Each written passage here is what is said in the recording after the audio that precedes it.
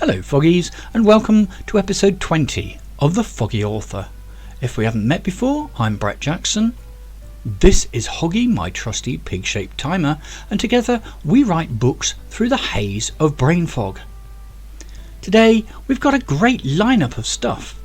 You'll get the latest writing life updates in the Fog Log, this week's final game of the year for fantasy or sci-fi, another brilliant book of the week, and our featured article is all about where my sci-fi ideas come from.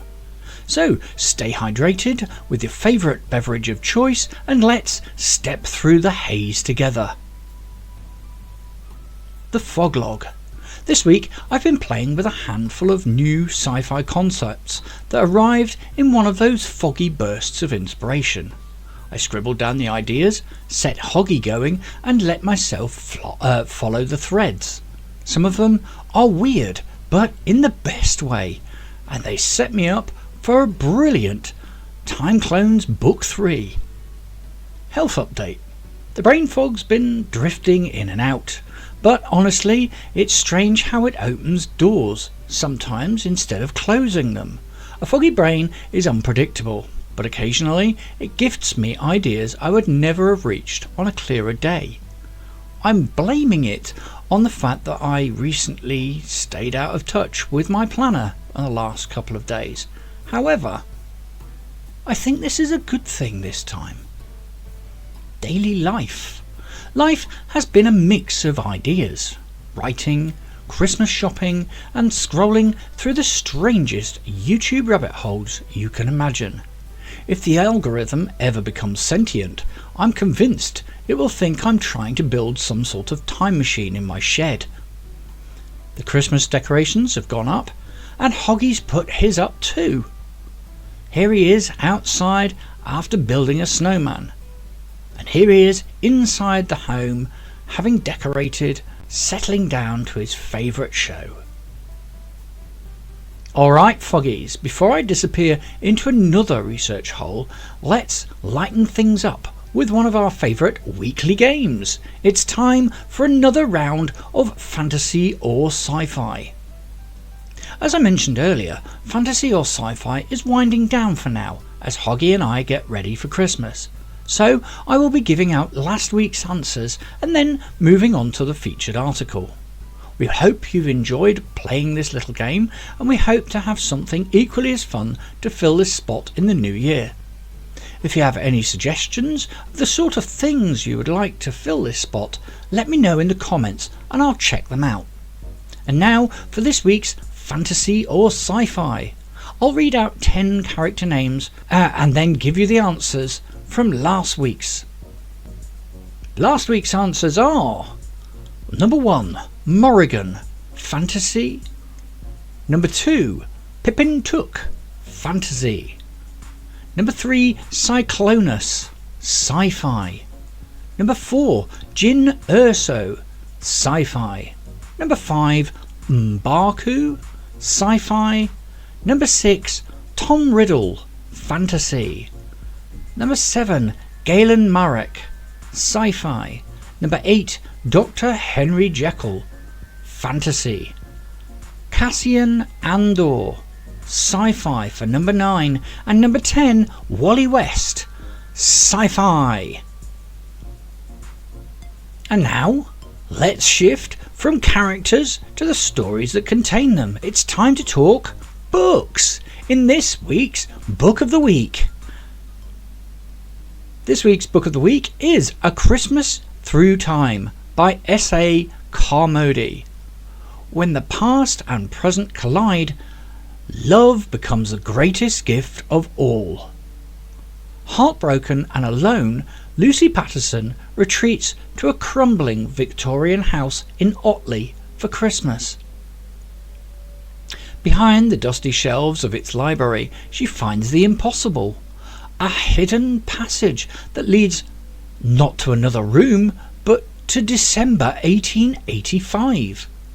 There she meets Dr. James Ashworth, a brilliant, grief-stricken physician whose kindness reignites Lucy's calling as a nurse. Then comes the devastating truth. On Christmas Day, James will die. History has already written his ending. But Lucy refuses to stand by. As snow falls and time runs out, two lives entwine across centuries. Must James accept his fate in 1885, or step through the passage into 2025 and leave everything he has ever known?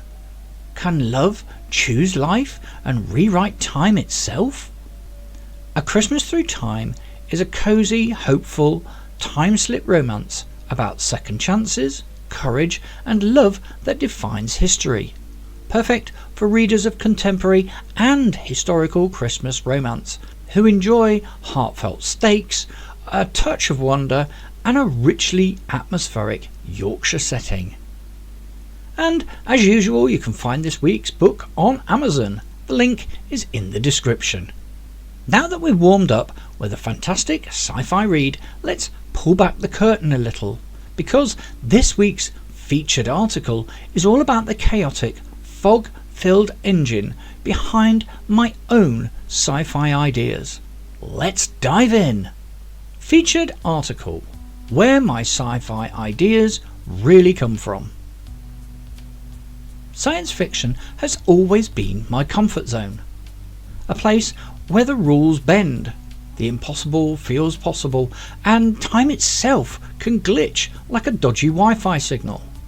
Ever since I was young, I've been fascinated with time travel, space, and anything that lets characters hop between realities and explore the what-ifs of the universe.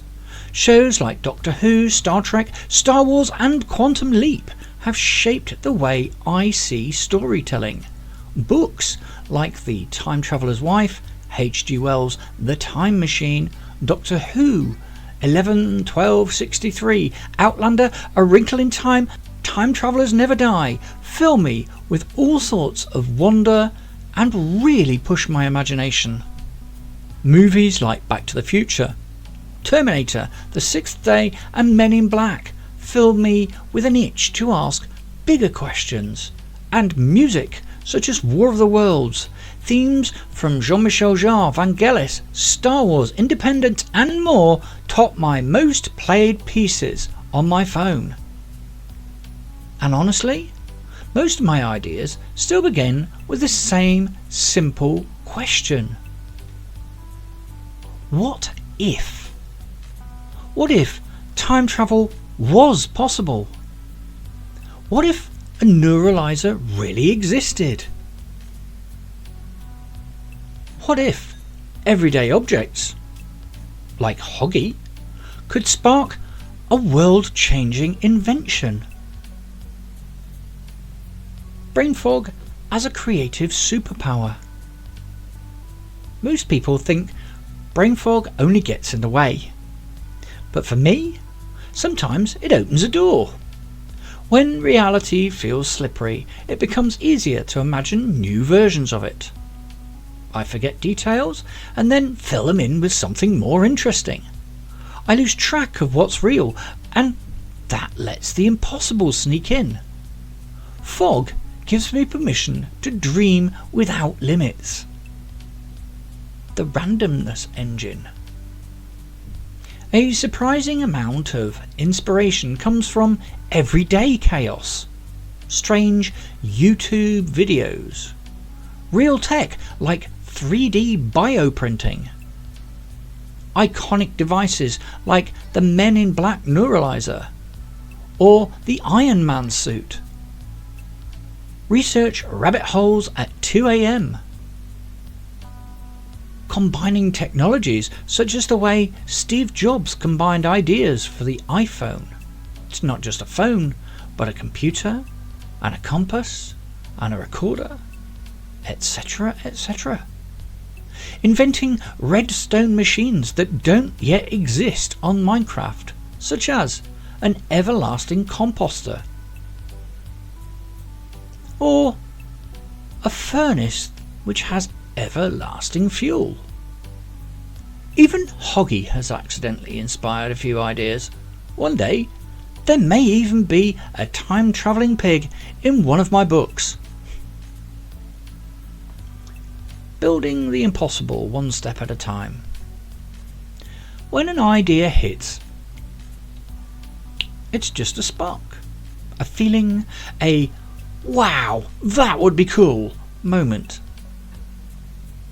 The first step I take is to write it down. After all, it's faster to write it down on paper, because if I ever try to write it on my phone, I get distracted by other things and the moment is gone.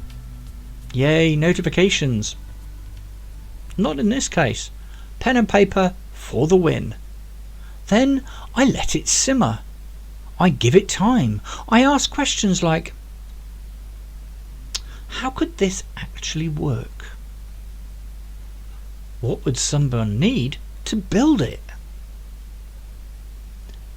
What problems would it cause, and what clever solutions could fix them? And of course, I love slipping Easter eggs into stories.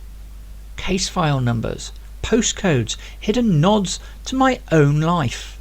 Little secrets that add texture to the world and prevent other authors trying to pass off my work as theirs.